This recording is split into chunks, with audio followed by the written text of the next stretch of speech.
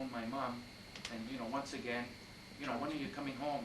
And then I said, Ma, you know where I'm at? And I told her where I was at, and she knew the place right away, and all of a sudden her whole thing changed, and she thought that the Virgin Mary was guiding me now. And she believed it 100% because she almost was encouraging me now to finish it off, which I thought I would have never heard in a million years. She thought that Virgin Mary was going to guide me right to Ottawa, and that everything was okay. So when I finished this, I can't tell you, I mean, what it just did for us and for the cause that we were doing, but also to my mom. Like it just, and she got the heart attack in October, so that was just a couple of months afterwards. How old was she when she died? 69. So, I actually, that morning, it was 4 o'clock in the morning, she was getting up out of bed and she collapsed and hit her head on the bedpost. And I heard my dad, yelling, screaming. I ran upstairs and I started giving her mouth to mouth, and I thought I lost her right there. And the ambulance came, and when she arrived at the hospital, they got her breathing back, but they said she wasn't going to. She was going to stay in a coma. And I went through the most painful 2 months of my whole life, because I stayed by her side because I just couldn't believe that I was going to lose her and she was going to stay in that coma. And she did come out of the coma, but it just, she would get better and get worse. Anybody that's experienced, Especially at that age. yeah, exactly. So, our hopes would get up high that she'd be back at home pretty soon, and then the next day would turn for the worse. And we went through some grueling months there, the whole family, like it was just so painful. But what I was doing then, so was, she could never talk because she had to rely on the respirator, whatever they have on it? Yeah. And I, every day, like I was still working on putting this project together because I wanted to do a walk right across Canada. And right across to Canada, and I was giving her all these things that were going to happen. And she passed away in February, and actually it was January. And we held the service at the church, at St. Clair Church. Yeah. And that's another part of the whole thing. Like there's so many of my relatives that and friends that got buried, that we held the funeral at Jarrett's, and then held the service. Yeah, so, and you never think that, your mom or dad's going to be there, but, and so at the church service, I went to talk, and I talked to acknowledge the service at church, and that was fantastic. We had every business person come out there, and what I said was that I was going to complete this walk across Canada in her memory up there. This was in January. This was in January of '98, or 98. Yeah. Not this year, but last year. My years are getting mixed up. Me too, I know what you mean. It was 97 I finished the walk. 98. So it was just a few months after. You know what? A year feels like 10 years. Like I know. I've done so much things. Yeah, and I remember your mom, because it's interesting that you should relate this story, because I remember your mother was very, she was always worried about her children and always very involved in their lives and always, fretting almost, like, and she was always very, I mean, of course, talking about her so like that, generally speaking, but I remember your mother, she was very, very passionate person that way. Yeah. And she must have thought, you know, it must have been really a proud moment for her, you know, because I know that you were kind of a special son of hers, from what I remember.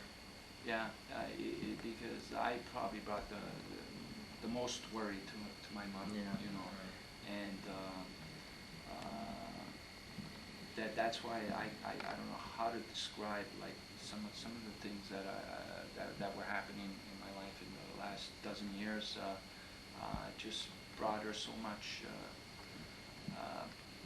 happiness, you know, like it just and I mean that's what it was all about for me, you know, like to see her because she was such a hard-working lady, you know, and just like most Italian moms, you're right, they just have this thing with the children that no matter how old they get, like, you know, my mom would still phone me when I was married to make sure that the covers were on me, you know what I mean? Like that. She probably thought you were pulling a fast one on her when you were telling her, "Mom, I'm in Ottawa. I'm doing this watch." She probably thought you were pulling a fast one on her. You know? Yeah, exactly. You know, and this is why I'm saying like to you know to see my mom happy, like there's nothing in the world that can you know. So the mission that I was on was, of course, it became like almost like a dual role, like I was doing it in memory of my mom, but also I was thanking the family that made that decision. And you still have, you don't, it's because of the way the law is written right now, you don't know who donated your liver, right? No, I don't. And the only way of contact is through a screened letter that you can write to the donor family. And I'm hoping to change that, you know, and I think we're headed in that direction, especially after work. Why is it a matter of such secrecy? Well, most of these things were done, you know, guidelines were done about 20, 25 years ago when the scenario at that point was that people weren't sure how long you were going to live after a transplant, and you know how what a lot of people were used to or were feeling the perception of that the heart transplant survived to 6 months, the liver you know, we Yes, heard, I remember that. Yeah, we heard all those stories. So we weren't sure how long the people. So I think at that point is when they made these guidelines, you know, that it could be just a screen letter. Also, you know, we were kind of evolving into transplantation. You know, we weren't sure back at that time that we were going to have. I mean, they were hoping, but they weren't sure that they were going to have success stories like myself and many other recipients to not only get their life extended and back, but a healthy life back. So you were feeling the same way that you were feeling before you got sick. Mm-hmm. Because there's so many people that, you know, that go for transplants that have been sick for many Yes, years. I know. It's the body rebelled, or in the articles that you sent about how, you know, within a month or 12 days, I can't remember how long, but you were very active right away. You were feeling like a breath of, like life had been breathed into your body once again. What does it feel like to have that?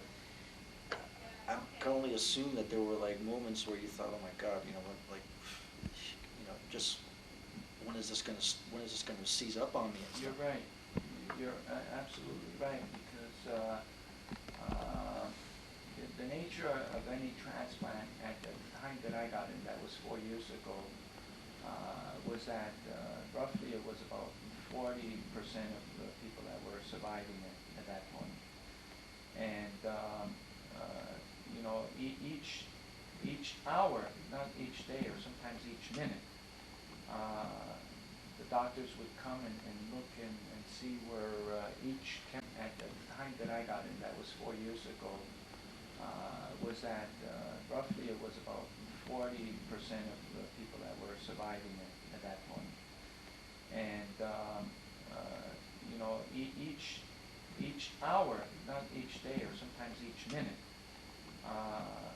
the doctors would come and look and see where each chemical of your body, what numbers, you know, then not knowing whether you might make it to the next hour. You know, and that's how you went about this thing, right? So I think what happens, not only what happened to me, but what happens with almost most people that go through what I, when I heard that I was going to pass away, and that was in '92, like they gave me the news at that point that I only had a couple of years left to live,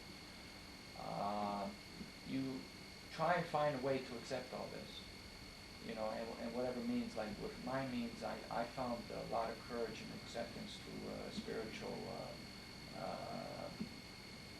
means.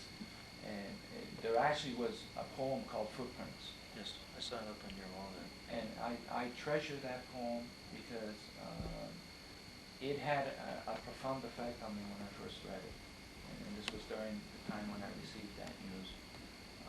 And it's funny how you think that it's only words, but you could, with the right circumstance or the right time, you read a certain word and it can have such a profound impact.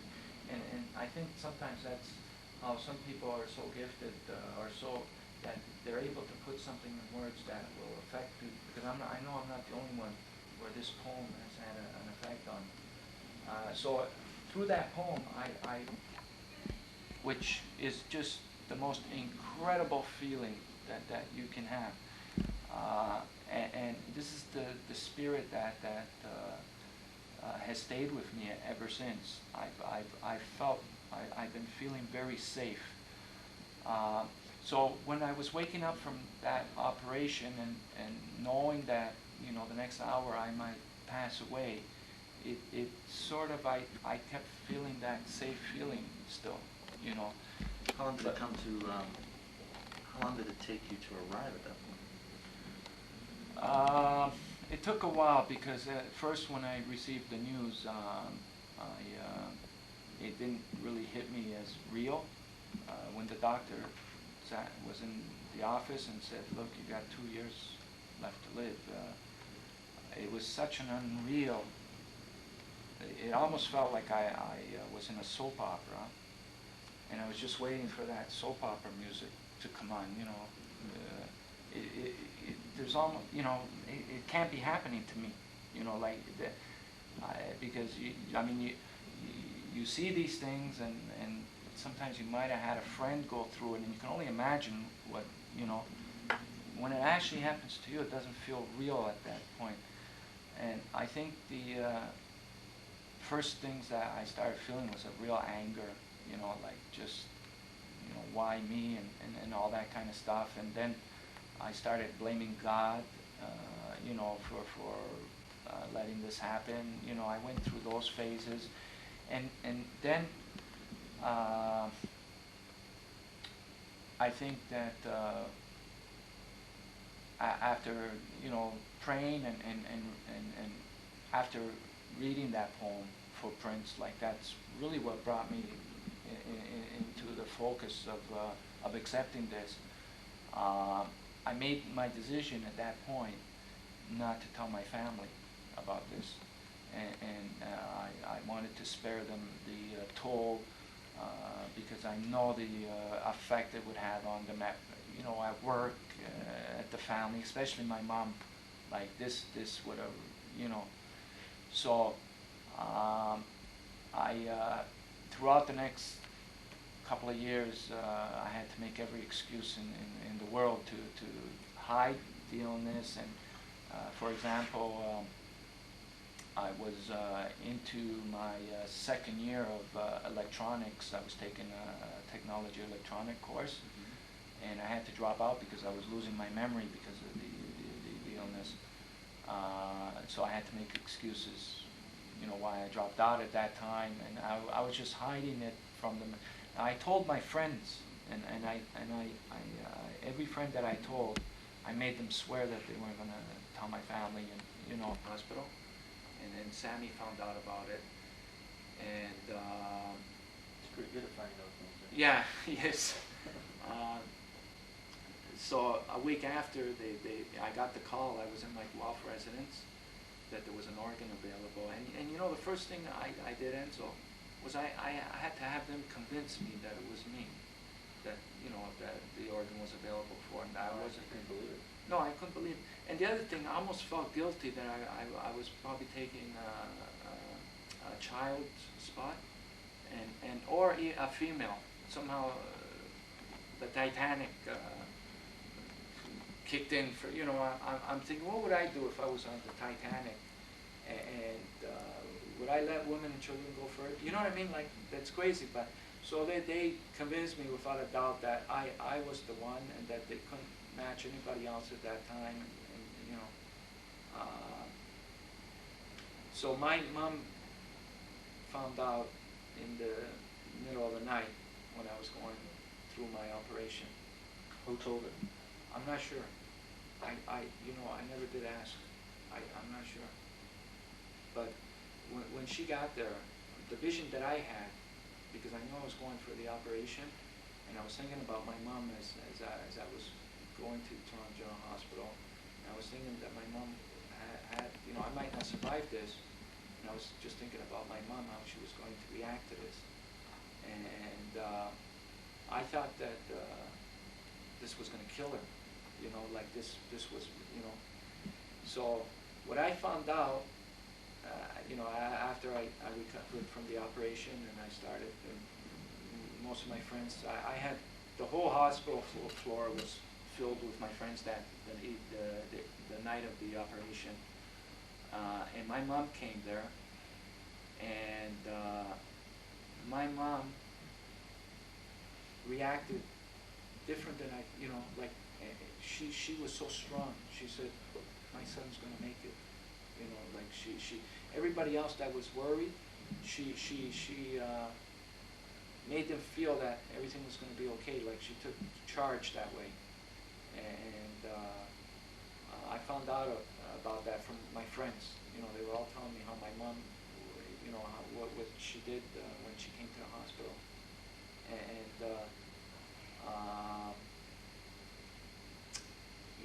This was like, this was a whole miracle for me too.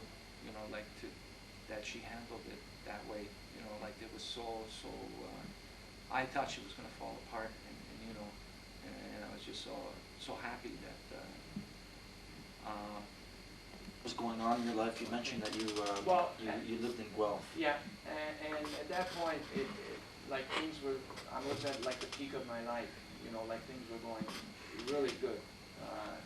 I finished coming out of a marriage that didn't work out, and I sort of got revitalized in my life to live life as preciously as possible, and sort of going to Guelph gave me that kind of new outlook. Yes.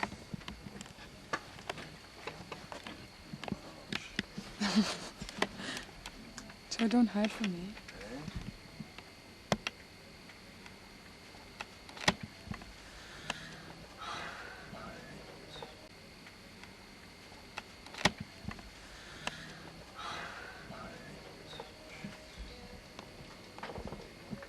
Joe. What's he doing? What's he doing? He's still in the interview. Is it going okay? Yeah, it's going really well. I got enough though. Of him? And the guy, Enzo. Good. So I brought that. There's some films here if you want to try to put something together. I called that dubbing place. They wouldn't do it. Oh no. No. So I don't know. We're gonna have to do it the old-fashioned way. Those other tapes. And I'm waiting tonight. I should find out about getting some Fuji master tapes for us. So we'll get those for free. That's about it. Oh? Yeah, this is my mess. This is where I live. I haven't fixed it all up, like throw up some pictures and stuff. But throw my computer over here from over there. So what's on the agenda for today? ClearNet, Mark Langton. Can't get a hold of this guy. I've been calling him for a month.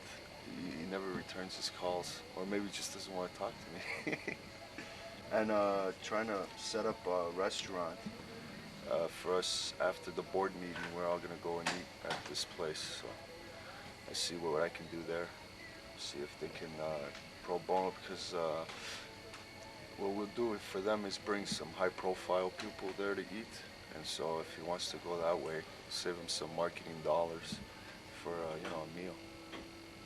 So it's really classy restaurants. It's downtown Toronto on College Street. So we're gonna see. I'm gonna just set an appointment to see the owner. So I bring him a package and stuff. I hate the phone, eh? People can just like, yeah, all right. Can't eye-to-eye contact's the best. So that's what I'm working on right now. Getting more sleep these days? No, it's getting worse actually. No, I haven't.